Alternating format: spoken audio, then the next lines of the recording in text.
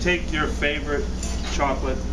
This is with cocoa content of 62% to 70%, right? Somewhere this is a rich, semi-sweet, bittersweet chocolate. You chop it up fine, somewhere in the area of 2 parts chocolate, 1 part heavy cream. Bring it to a boil, right? You don't want to boil it away and break up the quality of the cream. In this case, I put about a teaspoon of corn syrup in it, right? And then here I'm going to just take the hot cream and corn syrup. That's himself. What blog are you representing? You don't want to know. I can't say it. Yeah, exactly. It's a family event. I just had a food memory when I was close to the Strata. We were actually in Tom's kitchen in Connecticut a couple of weeks ago, where we actually created a video of him making the Strata. So we don't have it alive on our microsite yet, but we've got a microsite coming out that's the baker's table that you'll be able to find. And but we'll actually, so if you're interested, if you thought that was a fun recipe, there'll actually be sort of a how-to with the recipe next to it that you'll be able to share with folks if you're interested. Sorry. No, I realized I was asleep at the wheel. I was like, wait a second, yeah. The video. He said it's not live. Not yet. It's coming. No, you guys are the preview. So November 1 we get it. It all comes to fruition. Right. So this is a chocolate ganache. You could then cool it down a little bit, pipe it out, or scoop it with a small scoop and make chocolate truffles, roll in tempered chocolate or whatever. Great. It's real simple. You can put a little alcohol in there, like Grand Marnier or Framboise, which is raspberry, frangelic or something like that. But you want to ensure that you let it sit, stir it so it melts completely, right? And then so I'm going to be using that over here. You see it's already made there. And I'm using that for a filling inside the sweet bread called babka, right? Which is traditionally a, Russian, Polish, somewhat decadent bread. It wasn't really what we've turned it into here, but it's turned into a real celebration of holiday. And babka, it's kind of like the feeling that your grandmother, it's the bread that grandma, it's all about homemade. So babka is different all over the place because people make it different. Grandmothers and mothers have different influences. And chopped apples into the babka, or cinnamon and sugar. There's all kinds of ways of doing it. But basically it's a very rich, like brioche type dough. And then you just fill it, which I'm going to show you. And just taking the whole notion of lustfulness, which speaks to your site, right? And bringing it into Only the for food. Only for food. Right, that's of course. Yeah.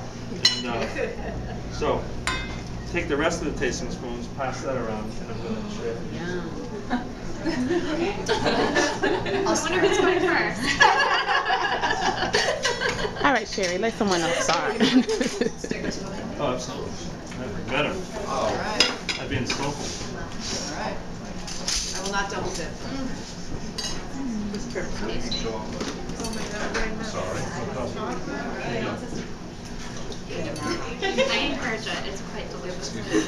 Okay, so babka dough. It's like a brioche dough. Gave you the recipe for it. It's like the nemesis of baguette dough, which is flour, water, salt, yeast. This has, fat, butter, whole butter, really good whole butter, whole eggs, sugar, all the stuff that makes it happen. Jews like right? I said it's all the stuff Jews demand in their bread. Right. Exactly. That's Rebecca. And who better to make it than a Catholic boy? That's right.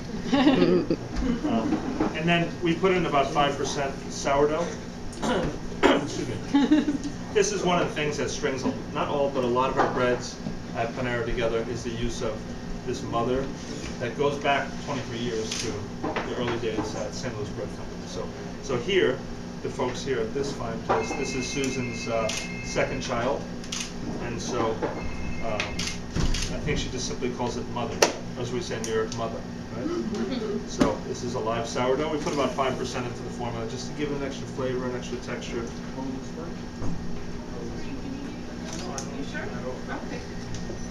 And you got to work with this when it's cold, right?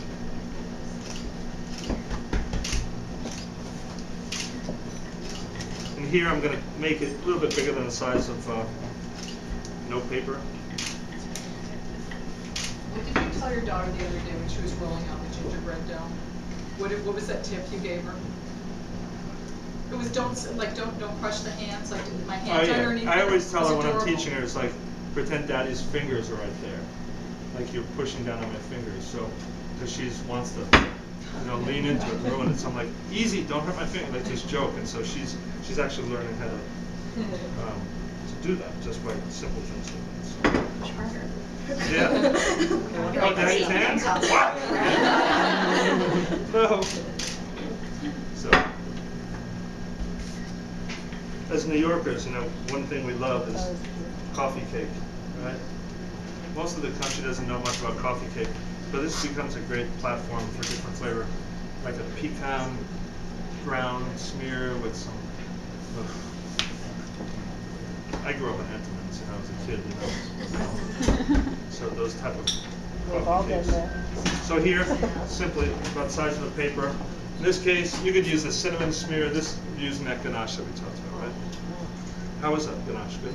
Are you still in front of you? Did you pass it? There's other people here. Yeah. Sorry about that. I meant to. Do you let it sit for a little while before you use it? I made that last night. Let it sit just so it's spreadable. You see, that's pretty liquid. But if you just put that into like a cake pan, thin it out a little bit, it would take an hour to be ready to go. You don't want it to be warm at all. And so this is pretty powerful stuff, as you can imagine. Who didn't you taste the chocolate? No. No? Yeah. Clamoring for it, or? Should we pass the ball?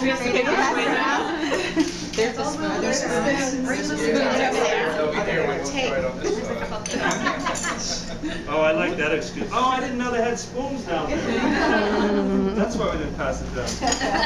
All right. So I leave a little bit of the dough exposed here, because when I start to roll it, I want chocolate, right? So, keeping it real simple, you take toasted, coarsely chopped pecans.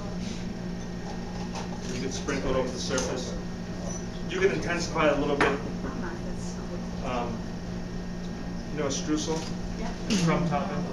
You might as well take that, mix it with more sugar and fat, and you come up with something like this. Are the pecans crucial to this if you have a kid with nut No, allergies? absolutely not. Absolutely not. Yeah, Or you just- even use it. Yeah, they didn't have pecans in Russia.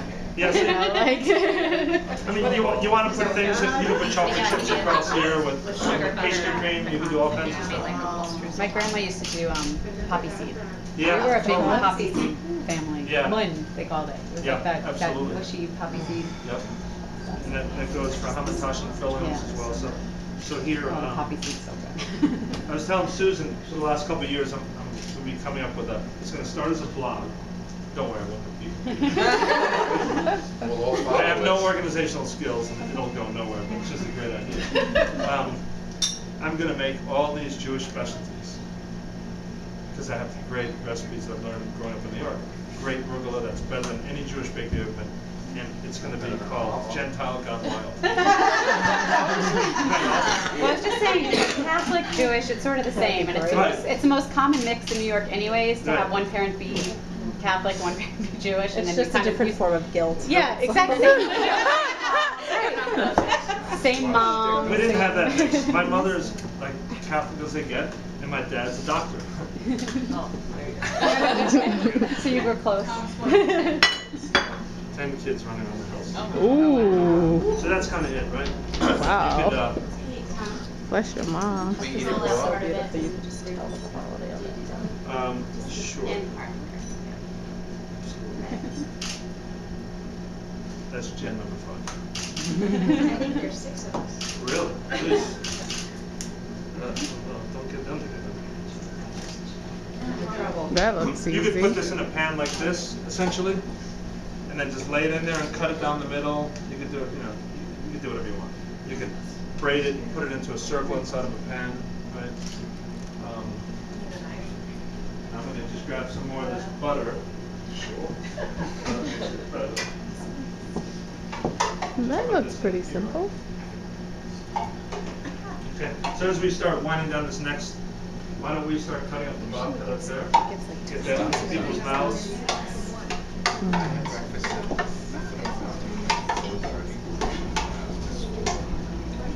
Okay. this kind of thing. Again, between the strata and this, don't get freaked about having the right pan. Or it's just, so I think one nice way to present it is.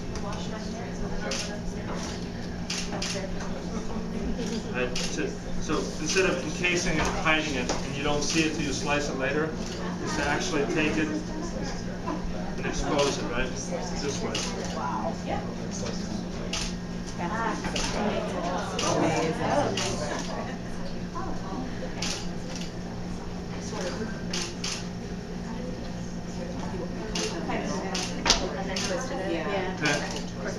You're gonna drizzle more chocolate. My grandma was more chocolate on top. Can't have it. And then what you want to do, you know, egg wash in this case, mix some whole eggs, a little bit of heavy cream, a little bit of salt to help the protein stay nice and strong. I'll touch the dough portions with a little bit of egg wash. So put it into a, you know what I do is for a rising box, a proof box, we'll put it into an oven like this. In one like this, you can actually turn the light up. And the warmth from the light is enough. That's all. Depends on your oven, right? And you can take like a little tray of warm water and put it in the bottom just to make a nice little proof box. If your house has 9 ovens like they do here, you can get your choice of ovens, right? So this is going to go in for about 35 to 45 minutes in that 100 degree, between 90 and 100 degree atmosphere. Let it rise, do your test, put it in the oven, and that's babka. And when it goes in the oven, what degree and for how long? We are going to put it in the oven at 350 for about between 30 and 30, between 30 and 40 minutes, depending on the size you use. Okay, great. Thanks.